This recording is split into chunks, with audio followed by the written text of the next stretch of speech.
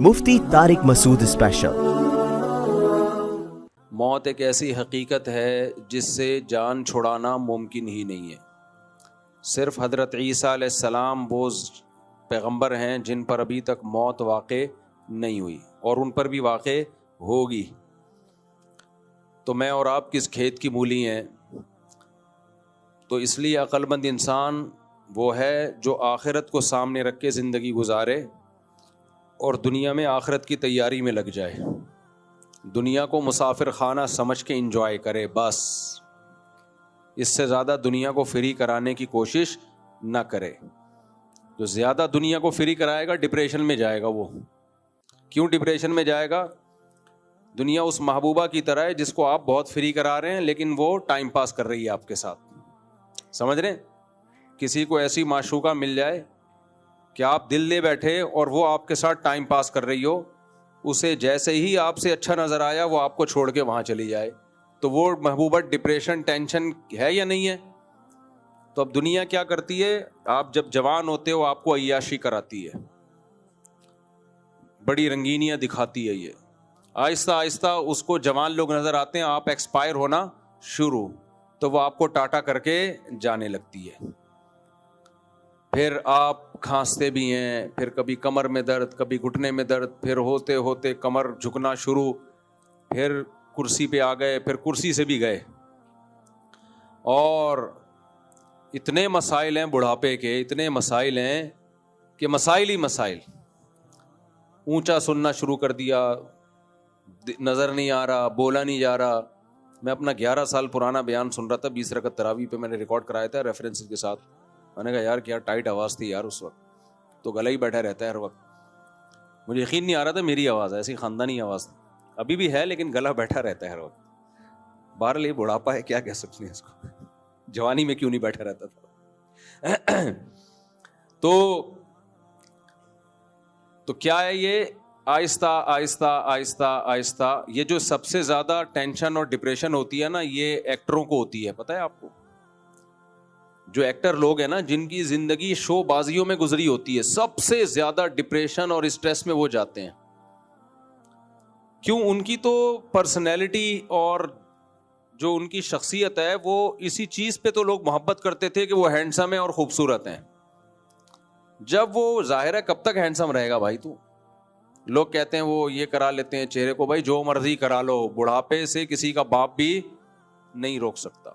استری کر لو منہ کے اوپر، ساری سلوٹیں ختم ہو جائیں گی، اچھی والی استری کر لو، لیکن کب تک؟ بڑھاپا بتا دیتا ہے کہ اب آپ بوڑھے ہو گئے۔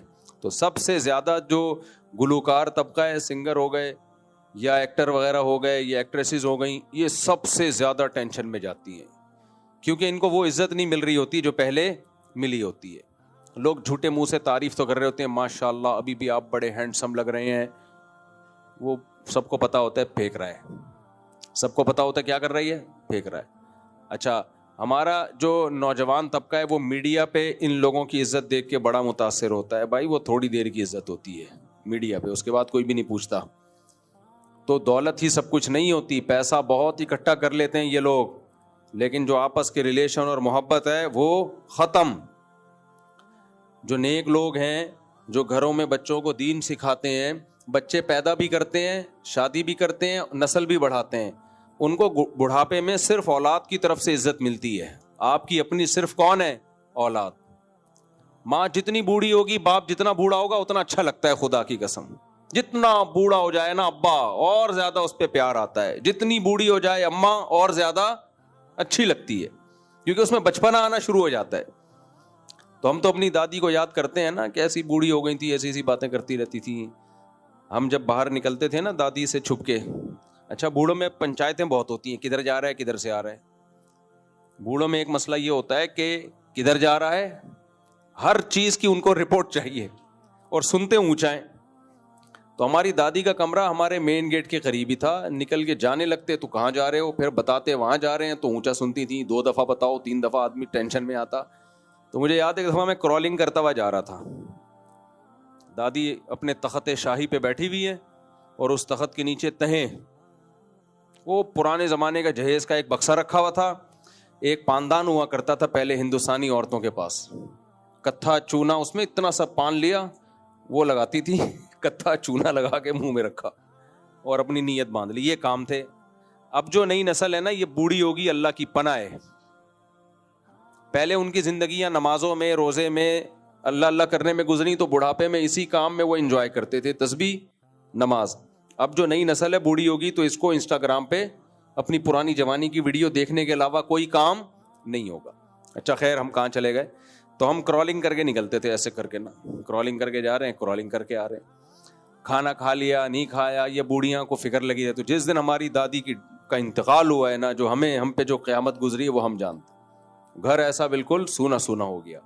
تو آپ کو محبت صرف آپ کے اپنوں سے ملتی ہے بڑھاپے میں, اور کوئی بھی بولو نہیں پوچھتا. تو اس لیے رنگ رلیوں پہ زمانے کی نہ جانا اے دل, یہ خزاں ہے جو با انداز بہار آئی ہے. یہ جو ایکٹر لوگ اور ایکٹریسز ہیں اور یہ جو بالی ووڈ اور ہالی ووڈ کی دنیا ہے, یہ صرف دیکھنے میں کیا ہے, خوبصورت باغ ہے, باقی اندھیرے ہی اندھیرے. تو اللہ میں دل لگاؤ, اللہ سے دل لگاؤ. جو جس کا اللہ سے دل لگ گیا نا نماز روزے میں, اس کی زندگی اتنی مزے کی ہے, کیونکہ اللہ ہر جگہ ہے, ہر وقت ہے. وہ تنہائی محسوس ہی نہیں کرتا, وہ بڑھاپے میں بھی تنہائی محسوس نہیں کرے گا. اللہ سے دل لگ گیا اس کا, دعائیں کرے گا, نمازیں پڑھے گا, اس کو اس میں مزہ آئے گا. ہم نے دیکھا ہے اپنی ہماری مسجد میں بوڑھے پہلے سے صف میں آ کے بیٹھے ہوئے ہوتے ہیں. کیوں بھائی؟ ان کو مسجد میں اللہ سے دل لگ گیا ہے. اور میں نے تو جو نمازی بوڑھے ہوتے ہیں نا, ان کو ٹینشن کیا دیکھی ہے, جب بیمار ہوتے ہیں کہتے ہیں یار مسجد نہیں جایا جا رہا, یہ ٹینشن ہو رہی ہے ان کو, مسجد نہیں جایا جا رہا, بس یہ ٹینشن. 105 سال کے بوڑھے تھے یہاں پہ, 105 کیسے, برٹش آرمی میں تھے وہ, تو ابھی تک برطانیہ سے ان کی پینشن آتی تھی. اور یہ میں بات کر رہا ہوں 2006 کی, یہاں رہتے تھے ہمارے پڑوس میں. کتنی عمر تھی؟ 105 سال, اور یہ مستند, اور پینشن ابھی تک برٹش آرمی سے ان کی آتی تھی. تو کیسے نماز پڑھنے آیا کرتے تھے یہاں, اور تراویاں پوری پڑھتے تھے ہمارے پیچھے. 2007-8 تک پوری تراویاں پڑھتے تھے. ایک دن میں نے کیا, سردے والی آیت پڑھ کے رکوع میں چلا گیا نا. جب سردے والی آیت پڑھ کے آپ رکوع میں چلے جائیں تو رکوع میں بھی نیت کی جا سکتی ہے, ورنہ سردے میں ادا ہو ہی جاتا ہے. تو وہ کہنے لگے مفتی صاحب سردے والی آیت, حالانکہ حافظ نہیں تھے, مفتی صاحب سردے والی آیت تھی, سردہ کدھر گیا. اتنے بوڑھوں کو پتا تھا کہ سردے والی آیت ہے. ایک دن مجھے کہنے لگے مفتی صاحب کہ سجدے میں بھی چلا جاتا ہوں, کھڑے ہو کے تراویح پڑھ لیتا ہوں, یہ جو بار بار اٹھک بیٹھک ہے یہ اب تھوڑی سی پرابلم ہو رہی ہے. 105 سال کی عمر میں رکوع نہیں, سجدے سے اٹھتے ہیں نا قیام کے لیے, اس قیام میں کیا ہو رہی ہے, پرابلم. میں نے کہا 105 سال میں بھی اگر پرابلم نہیں ہوگی, پھر بھی کر رہے تھے. اور آج 50 سال 40 سال کے نوجوانوں کو دیکھ لو, 25-30 کڑاکے نکلتے ہیں جب وہ سجدے سے قیام میں جاتے ہیں. ایسے جا رہے ہوتے ہیں جیسے کوئی کرین لا کے ان کو اٹھانا پڑے گا, اتنے کڑاکے نکل رہے. ایک نوجوان آیا 35 سال کا, کہتے ہیں مفتی صاحب جب میں سجدے سے اٹھتا ہوں تو کڑک کڑک کی آواز آتی ہے گھٹنے سے. گھٹنے سے کس کی آواز آتی ہے؟ کڑک کڑک کی آواز آتی. میں نے کہا پانی وانی ختم ہو گیا گھٹنے کا, لگ رہا ہے جو گریس ہوتا ہے نا گھٹنے میں, اس کی وجہ سے. ہاں, وہ کہنے لگا میرے گھٹنے کڑاکے مار رہے ہیں. تو مجھے اتنی ہنسی آئی, میرے لیے نماز پڑھانا مشکل ہو گیا. میں نے کہا اس کی عمر دیکھو اور اس کے گھٹنے کیا مار رہے ہیں. کہہ رہے میرے گھٹنے کڑاکے مار رہے ہیں مفتی صاحب. تو پھر مجھے شعر یاد آتا ہے, رنگ چہرے کا زرد کیسا ہے, آئینہ گرد گرد کیسا ہے, کام گھٹنوں سے جب لیا ہی نہیں, پھر یہ گھٹنوں میں درد کیسا ہے. تو وہ 105 سال کے بزرگ تہجد بھی پڑھتے تھے. یہ کیا ہے؟ یہ ہے اللہ سے تعلق کی برکت. خوش رہتا ہے انسان, اللہ سے تعلق ہوتا ہے نا تو دل جوان رہتا ہے. ہمارے شیخ حضرت مفتی رشید احمد صاحب 78 سال کے تھے, ایسے خوش, کیونکہ تعلق کس سے ہے؟ اللہ سے. پھر ان بزرگ کا انتقال کیسے ہوا؟ وضو کے دوران واش روم میں گرے تو کولے کی ہڈی ٹوٹ گئی, بس پھر وہ ظاہر ہے اب اس عمر میں ہڈی ٹوٹ کے جڑنا, پھر وہ اسی میں ڈیتھ ہوئی. ورنہ اگر وہ گرتے نہیں تو شاید اور نکال. اور یہ بوڑھوں کے ساتھ مسئلہ ہوتا ہے, یہ اکثر واش روم میں پھسل کے گرتے ہیں, تو بوڑھوں کا بڑا خیال کیا کرو. ہماری والدہ کا بھی ایسا ہی ہوا, گرنے سے جو ہے بوڑھوں کے نا یہ کولے کی ہڈی بہت وہ ہلکی وہ ہوتی ہے، کمزور ہوتی ہے، گرتے ہیں، بہت واقعات ہوتے ہیں اس میں. بہت زیادہ بوڑھوں کا خیال گھر میں کرنا چاہیے کہ واش روم میں کوئی ایسی چپلیں ٹائلیں لگی ہوتی ہیں، پھسلتی ہیں وہ ٹائلیں، اچھے بھلے لوگ پھسل رہے ہیں آج کل تو اس کا خیال کرنا چاہیے. بوڑھوں کے لیے واش روم میں ایسا انتظام ہو کہ وہ پھسلے نہیں، ایسی ٹائلیں نہ ہو. یہ بہت زیادہ واقعات ہوتے ہیں. خیر جی، ہم آگے چلتے ہیں. تو اللہ نے کیا فرمایا؟ اللہ نے موت اور زندگی کو پیدا کیا لیبلوکم ایکم احسن عملا، تاکہ اللہ تمہیں آزمائے کہ کون اچھا عمل کرتا ہے. یعنی اللہ نے بتا دیا اگر موت نہ ہوتی تو سارے 2 نمبر ہوتے. صحیح ہے نا؟ سارے کیا بنے ہوتے؟ بس یہی دنیا ہے، ہمیشہ رہنا ہے تو ادھر بھی کھا لو، ادھر بھی کھا لو، یہ بھی کر لو، وہ بھی کر لو، پھر پراپرٹیوں پہ پراپرٹیاں بناتے چلے جاتے. اللہ کہتے ہیں میں نے تمہارے ساتھ ایک موت بھی لا کے کھڑی کر دی ہے. جب تم دیکھو گے نا اتنی بڑی بڑی بلڈنگیں اور حیدری کی مارکیٹیں اور عید کی راتوں میں سجنے والی مارکیٹیں اور رنگ رلیاں، تو قبرستان کے اندھیرے بھی تمہیں نظر آئیں گے کہ جتنا بھی گھوم لو آنا کہاں ہے؟ ادھر ہی آنا ہے، لیٹنا ادھر ہی ہے. تو اللہ نے فرمایا ایکم احسن عملا، اللہ دیکھنا چاہتا ہے کون اچھا عمل کرتا ہے. پھر اللہ نے اپنی قدرت بیان کی ہے سورہ ملک میں کہ تم اس آسمانوں کی طرف نظر اٹھا کے دیکھو، تمہیں اللہ کی تخلیق میں کوئی عیب نظر آتا ہے؟ فرجع البصر کرتین، بار بار اس کائنات میں نظر اٹھا کے دیکھ. ینقلب الیک البصر خاسئا، تیری نظر ذلیل ہو کے واپس لوٹے گی اور تجھے اس کائنات میں کوئی عیب نظر نہیں آئے گا. تو اگر کہے گا نا کہ زمین اتنی زیادہ ڈگری جھکی ہوئی ہوتی تو زیادہ اچھا تھا، لیکن تیرے سائنسدان رپورٹ پیش کریں گے جتنی ڈگری جھکی ہوئی ہے اس سے زیادہ سوٹیبل نہیں. تو اگر کہے گا اتنی بارش اور زیادہ ہوتی تو زیادہ اچھا ہوتا، تو محکمہ موسمیات والے جو رپورٹ پیش کریں گے کہیں گے جتنی بارش کی زمین کو ضرورت ہے اتنی ہی برس رہی ہے. ہر چیز میں ایسی زبردست کیلکولیشن ہے. اللہ کہتے ہیں ینقلب الیک البصر، تیری نظر لوٹے گی تھک ہار کے، رسوا ہو جائے گی اور تو کہنے پر مجبور ہوگا کہ میرا رب ہر عیب سے پاک ہے. آگے اللہ تعالیٰ فرماتے ہیں پھر اللہ نے آسمان میں ستاروں کا تذکرہ کیا. اللہ فرماتے ہیں وَلِلَّذِينَ كَفَرُوا بِرَبِّهِمْ، جو لوگ ان تمام نشانیوں کا انکار کرتے ہیں اور اپنے رب کے ساتھ کفر کرتے ہیں ان کے لیے جہنم کا عذاب ہے. اذا القوا فیہا سمعوا لہا شہیقا وہی تفور، جب وہ اس جہنم کی آگ میں ڈالے جائیں گے وہ غیظ و غضب سے کھول رہی ہوگی. تکاد تمیز من الغیظ، قریب ہے کہ غیظ و غضب سے پھٹ پڑے.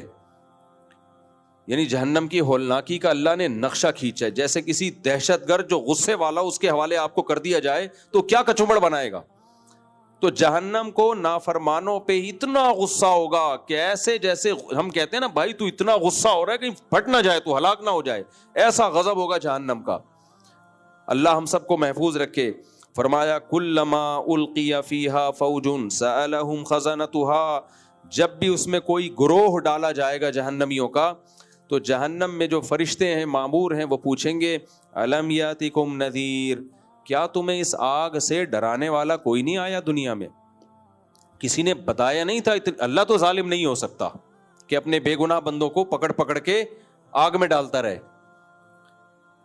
یا انہیں پہلے اس آگ سے ڈرایا نہ ہو اور معصوموں کو ڈال دے آگ میں. تو کیا تمہیں کوئی ڈرانے والا نہیں آیا تھا؟ تو جہنمی کیا کہیں گے؟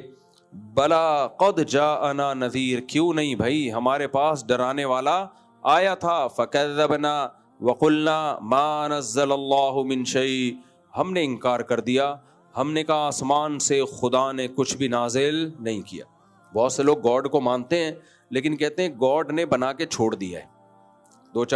چند دن پہلے یونیورسٹی کے پروفیسر کا ایک ٹک ٹاک پہ وہ کلپ چل رہا تھا، کہہ رہے تھے خدا ہے ٹھیک ہے تو اس کو کیا لینا دینا ہم سے، بھائی بنا کے اس نے چھوڑ دیا اور فزکس کے قوانین میں ہم کو چلا دیا تو بس ٹھیک ہے بنا دیے، کیا کریں بھائی. تو اس کا مطلب وہ جو اللہ ہے اس کا تو کوئی ریلیشن مخلوق کے ساتھ ہے ہی نہیں، تو کیوں بنا کے چھوڑ دیا بھائی؟ اس نے کیا مقصد کیا تھا اس کا؟ ایویں دنیا میں کوئی عقل مند آدمی ایویں کوئی کام کرتا ہے بھائی؟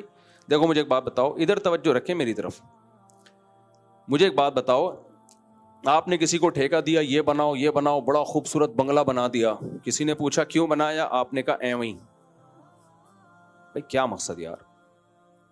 اس بنگلے سے زیادہ حسین کیا ہے؟ یہ کائنات ہے, اتنی بڑی کائنات جس کی وسعتیں ختم نہیں ہو رہی, اور اس میں اتنا عجیب و غریب انسان. پوری کائنات انسان کے لیے, اور انسان پیڑے کھانے کے لیے, یہ نہیں ہو سکتا. اس لیے قرآن کہتا ہے کہ ان سے کہا جائے گا کہ کیا تمہارے پاس کوئی ڈرانے والا نہیں آیا؟ وہ کہیں گے جہنمی, ما انزل اللہ من شیء, ہم نے کہا تھا کہ خدا نے کچھ بھی آسمان سے نازل نہیں کیا. انسانوں کی گائیڈنس کے لیے نہ کوئی پیغمبر آیا ہے, نہ کوئی آسمانی کتاب آئی ہے. جب کوئی کتاب ہی نہیں ہے تو ہم اپنی منمانی زندگی گزاریں گے. جو بین الاقوامی رولز بنے ہوئے ہیں ہم اس کو فالو کریں گے. خدا کے رولز کیا ہیں, ہمیں اس کی ضرورت نہیں. عدالت اگر خلا کی ڈگری تھما دیتی ہے, پاکستان میں رہتے ہیں ٹھیک ہے, کسی مفتی سے پوچھنے کی ضرورت, بولو نا اب تو کیا ہو گیا, نہیں کہ یہ شرن خلا ہوا ہے کہ نہیں ہوا. ہمارا دل چاہے گا شراب پینے کا, ہم پیئیں گے. ہمارا دل زنا کو چاہے گا, ہم کریں گے. ہمارا دل ماں باپ کے سامنے بدتمیزی کا چاہے گا تو ہم کریں گے. ہمارے بھی اسی طرح رائٹس ہیں جس طرح کس کے رائٹس ہیں, باپ اور ماں کے, کوئی فرق نہیں ہے. میرج شادی کر کے رہیں یا گرل فرینڈ بنا کے رہیں, یہ ہماری پرسنل لائف ہے. اس میں مولویوں کو ٹانگ اڑانے کی ضرورت نہیں. مولویوں کا اس میں کوئی دخل نہیں ہے. ہر آدمی کی اپنی ایک نجی لائف ہوتی ہے, پرسنل لائف ہوتی ہے. آگے جانا چاہ رہا تھا میں, لیکن اب اچھا نہیں ہے. مجھے ہی پسند ہو یا مجھے شی پسند ہو, یہ میری چوائس ہے. سمجھ رہے ہیں نا؟ مولوی لوگ تو قرآن کا واقعہ سناتے ہیں, لوط علیہ السلام کی قوم کو ہی پسند تھے, اللہ نے پوری قوم کو اٹھا کے پٹخ کے مار دیا, ہلاک کر دیا. اور لوط علیہ السلام نے کہا انی لعملکم من القالین, مجھے سخت نفرت ہے تمہارے اس غلیظ اور پلید عمل سے. تو آپ سیکولر لوگوں کو بتاؤ, کہیں گے بھائی یہ نجی مسئلہ ہے, یہ ان کی پرسنل لائف, کسی کو پسند ہی. اچھا اس سے بڑا جرم یہ کہ آپ ہی ہو اور آپ اپنے آپ کو شی کہنا پسند کر رہے ہو. آپ شی ہو اور اپنے آپ کو ہی کہنا پسند کر رہے ہو. تو جب آپ نے خدائی تعلیمات کا انکار کر دیا تو پھر آپ کیا ہو؟ آزاد, جو چاہے کرو آپ. ہمارے ایک دوست باہر ملک میں, تو ان کے اسکول میں نا بچوں کو پڑھایا جا رہا ہے تمہاری مرضی, تم شی ہو ہی ہو, خود فیصلہ کرو. ایک بچے نے کہا میں بلی ہوں, میں خود فیصلہ کروں گا. وہ درد سر بن گیا ماں باپ کے لیے نا. گھر میں آ کے کہہ رہے میں بلی ہوں, میاؤں میاؤں کر رہا ہے.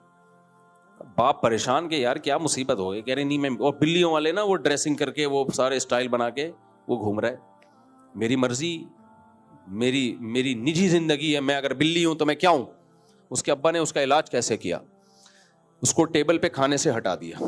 بولا بلی وہاں بیٹھ کے کھاتی ہے, یہاں بیٹھ کے, اور چھیچڑے وچھڑے لا کے اس کے سامنے رکھتی ہے, تو یہی کھائے گا. تو اللہ کا شکر ہے اس دن سے وہ جو بھی تھا, منا تھا, پپو تھا, جو بھی تھا, بن گیا الحمدللہ. تو وہ کہتے تھے ما انزل اللہ من شیء, اللہ نے اپنے بندوں کی ہدایت کے لیے کچھ بھی نازل نہیں کیا. بھائی ہم آزاد ہیں. اللہ کہتے ہیں یہ میرے اوپر بہت بڑا الزام ہے, انسان کو میں نے بنایا اور اس کو ہدایت نہیں دی. دیکھو جانوروں کو ہدایت کی ضرورت نہیں ہے, وہ آٹومیٹیکلی نیچر کے راستے پہ چلتے ہیں. ان کے پاس دماغ ہی نہیں ہے صحیح اور غلط کو سوچنے کے لیے. انسان کے پاس دماغ ہے, اسے گائیڈنس کی ضرورت ہے. اگر اسے ہدایت نہ ملے یہ تو درندہ بن جائے. دیکھو اس کی ایک مثال, یہ مثال میں نے اپنے والد سے سنی ہے, بہت دفعہ بیان میں بتاتا ہوں میں. میرے والد صاحب ایک مثال دیتے تھے, دیکھو بچہ جب شیر کا بچہ پیدا ہوگا نا, فوراً دودھ پیے گا. آپ اس کے سامنے گھاس رکھو گے نہیں کھائے گا, آگ کا انگارہ رکھو گے نہیں ہاتھ ڈالے گا. لیکن انسان کا بچہ جب پیدا ہوتا ہے, آگ کا انگارہ رکھ دو اس میں ہاتھ مار دے گا اور منہ میں بھی ڈال دے گا. کچھ بھی رکھو, گند بھی رکھ دو گے اٹھا کے منہ کھانا شروع کرے گا. حالانکہ ذہین کون ہے, شیر کا بچہ یا انسان کا بچہ؟ ادھر میری طرف توجہ. شیر کا بچہ زیادہ ذہین ہے یا انسان کا بچہ؟ لیکن شیر کے بچے کو ہدایت کی ضرورت نہیں ہے. انسان کا بچہ اتنا ذہین ہے, پھر بھی ماں باپ اس کو بتاتے ہیں یہ کھانا ہے یہ نہیں کھانا. اس کی علامت ہے کہ بھائی ذہین تو ہے, اس ذہین ہونے کی وجہ سے ہی اس کو ضرورت ہے ہدایت کی. ذہین لوگوں کا دماغ چلتا ہے صحیح بھی غلط بھی. شیر کا بچے کے پاس اتنا دماغ نہیں ہے, اس کو تو اللہ نے ڈال دیا بھائی تو نے یہی کھانا ہے. انسان کا بچہ کھوپڑی استعمال کرتا ہے, کہتا ہے یہ انگارے کی طرح کیا چیز چمک رہی ہے. بھائی کوئلہ ہوگا وہ گرم انگارا, وہ کہے گا یہ بڑا جھنجھنا ٹائپ کا لگ رہا ہے, ٹرائی کر کے دیکھو. وہ ٹرائی کے چکر میں اپنی زبان جلا دے گا. شیر نشہ نہیں کرتا, گدھے نشے نہیں کرتے, انسان ٹرائی مارتا ہے کہ یار ایک دفعہ ہم, بھائی کسی کی گھڑی ملی ہے, انسان ٹرائی کرتا ہے کہ یار ہیروئن کا ایک دفعہ چسکا لگا کے دیکھو, یار سٹا لگا, شراب پی کے دیکھو. تو انسان کو ہدایت کی ضرورت ہے, جانوروں کو ہدایت کی ضرورت نہیں ہے. تو اللہ کہتے ہیں یہ اتنے بڑے مجرم جن کو جب جہنم میں ڈالا جائے گا, اللہ کہے گا کہ فرشتے کہیں گے کیا تمہیں اس جہنم سے ڈرانے والا نہیں آیا؟ وہ کہیں گے آیا, علماء بھی آئے, پیغمبر بھی آئے, آسمانی کتابیں بھی آئیں, لیکن ہم نے کہا ما انزل اللہ من شیء, اللہ نے آسمان سے کچھ بھی نازل نہیں کیا. وقالوا لو كنا نسمع او نعقل ما كنا في اصحاب السعير, پھر خود کہیں گے کہ اگر ہم ان پیغمبروں کی بات سن لیتے اور عقل سے کام لے لیتے, آج ہم اس بھڑکتی ہوئی آگ میں جل نہیں رہے ہوتے. اسی مضمون کو قرآن نے دوسرے مقام پہ بیان کیا ہے. جہنمی جب جہنم میں جائیں گے, اللہ کہے گا افا حسبتم انما خلقناکم عبثا, کیا تم نے یہ گمان کر لیا تھا کہ ہم نے تم کو بیکار پیدا کیا ہے؟ یہ کتنی عجیب آیت ہے. کیا تم یہ سمجھ بیٹھے تھے کہ ہم نے تم کو بیکار پیدا کیا ہے, جو چاہے کرتے رہو؟ جس کا آخرت پر ایمان نہیں ہے اور وہ سمجھتا ہے میں اپنے عمل کا جواب دہ نہیں ہوں, تو وہ 100 انسانوں کو بھی قتل کر سکتا ہے. وہ ایٹم بم گرا کے دنیا کی ایسی کی تیسی بھی کر سکتا ہے. وہ غزہ کے بچوں کی ویڈیوز آ رہی ہیں, کیسا خون کھولتا ہے, رات کو آدمی دیکھے تو نیند غائب, ختم نیند. وہ سب کچھ کرے گا. کیوں؟ جب اس کا یہ خیال ہے کہ موت کے بعد زندگی نہیں ہے, کوئی حساب لینے والا. دیکھو جب پتا ہو نا کیمرہ لگا ہوا ہے, کوئی دیکھ رہا ہے اور اس کی سزا لازمی ملے گی, تو جرائم کتنے کم ہو جاتے ہیں دنیا میں. چور کو پتا ہو میں جو کر رہا ہوں 100% پکڑا جاؤں گا, مجھے سزا ملے گی, کبھی بھی چوری نہیں کرے گا. تو اللہ کہتے ہیں تمہارا جرم یہ تھا کہ تم نے حساب و کتاب کے دن کا انکار کیا, اس نے ہر جرم کو تمہارے لیے حلال کر دیا, اور سب سے بڑا جرم اس کا آخرت کا انکار ہے. تو اللہ کہتے ہیں وہ لوگ کہیں گے لو کننا نسمع او نعقل, کاش ہم سن لیتے یا عقل سے کام لے لیتے, آج ہم اس بھڑکتی ہوئی آگ میں جل نہیں رہے ہوتے. فاعترفوا بذنبہم, اللہ کہتے ہیں دیکھو آج انہوں نے اپنے گناہ کا اعتراف کر لیا, دنیا میں کر لیتے بچ جاتے. فسحقا لاصحاب السعیر, پھر اللہ فرماتے ہیں ان الذین یخشون ربہم بالغیب, وہ لوگ جو بن دیکھے اپنے رب سے ڈرتے ہیں. کتنا ڈرتے ہیں؟ گناہ کا جب دل میں خیال آئے نا تو اللہ کا خوف ان کو اس گناہ سے روک دے, اتنا ڈرتے ہیں. تبھی حدیث میں آتا ہے کہ ایک دعا نبی صلی اللہ علیہ وسلم نے سکھائی ہے, اللہم اقسم لنا من خشیتک ما تحول به بیننا وبین معصیتک. بڑی زبردست دعا. اے اللہ اپنا اتنا خوف ہمارے دلوں میں ڈال دے کہ وہ خوف ہمارے اور تیری نافرمانی گناہ کے درمیان دیوار بن جائے. زیادہ خوف نہیں چاہیے, صحت خراب ہوگی, ہر وقت اللہ کا خوف رہے گا, کانپتا رہے گا, ڈپریشن میں جائے گا. ایسے بھی لوگ بزرگ گزرے ہیں جن پر اللہ کا خوف کا غلبہ ہوا, اتنا خوف ہوا کہ وہ مر گئے خوف سے. ایسے بھی لوگ ہیں, ان کا دماغ خراب ہو گیا. تو اللہ اتنا خوف چاہیے, کیونکہ خوف کا مقصد کیا ہے؟ برائی چھوٹ جائے, جہنم سے بچ جائیں. تو اللہ اتنا خوف دے دے کہ جب گناہ کا دل میں خیال آئے نا تو وہ خوف گناہ اور تیرے ہمارے درمیان رکاوٹ بن جائے, وہ گناہ سے روک لے ہم کو.